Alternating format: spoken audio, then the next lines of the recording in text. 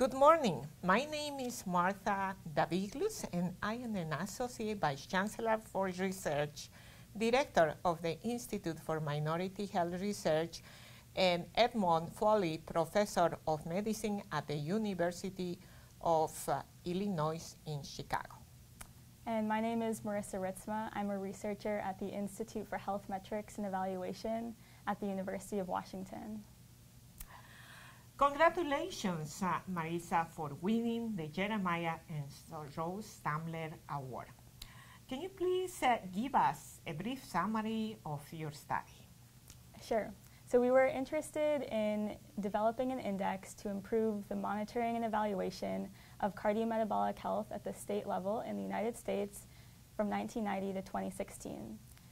Our novel cardiometabolic health index was composed of two different scores, a lifestyle risk factor score and a health system quality score.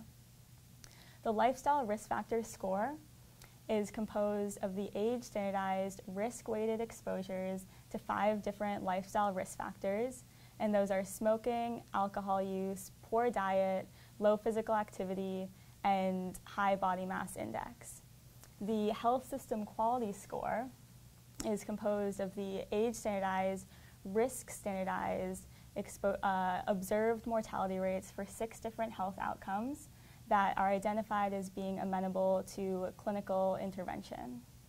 And would you like me to give a summary of sort of the key findings? Please, go ahead. Sure. And so we found a couple of striking things. The first one was that we observed that there are significant geographic health disparities and that those health disparities are actually increasing over time.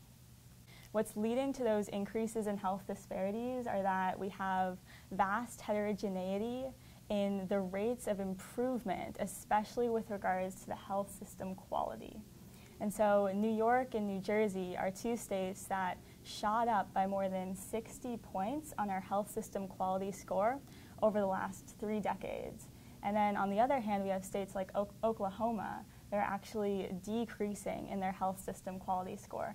And so that's sort of leading to this expansion in the gap between the lowest performing states and the top performing states.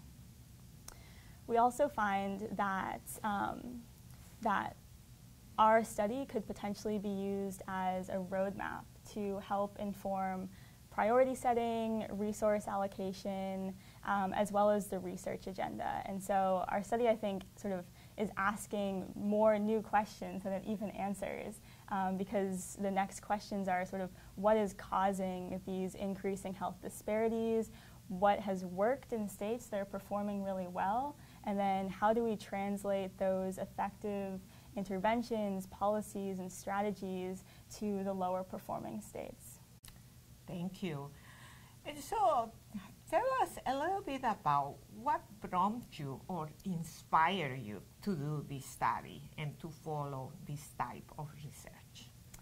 Yeah, so my sort of underlying motivation is using data to provide a roadmap, and that roadmap sort of helping to improve overall health equity.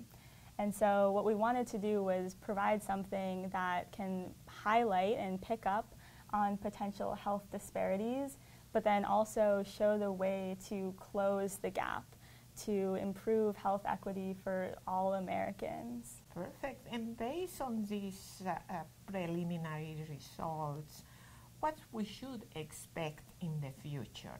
What do you think, if your group are continuing this line of research, are going to tell us? Yeah, so I think there's sort of 2 lines of this research that we could take it down.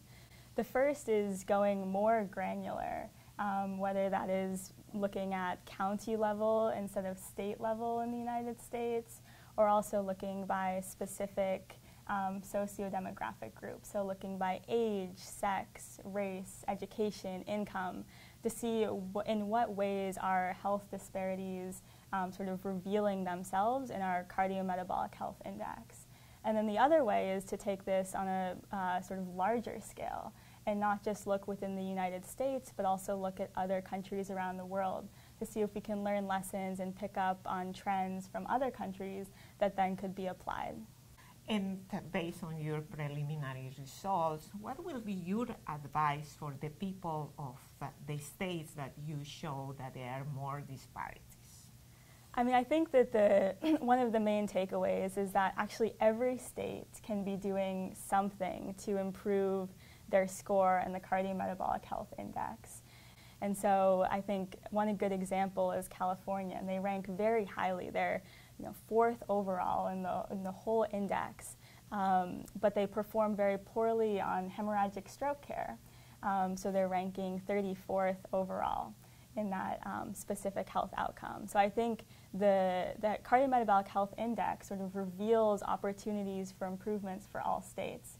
And I also think that we need to look at what has been working well and why in the states that perform well, and then try and translate those strategies to the lower performing states. Wonderful. And finally, any words that you would like to say to the young investigators like you, the next generation of researchers, talking about a little bit about your background and how you come to this level?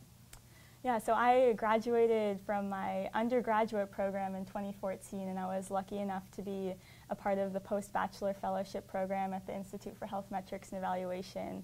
And it was there that I sort of got hands-on training in descriptive epidemiology and the quantitative methods that we're using to sort of push forward the field of health metrics.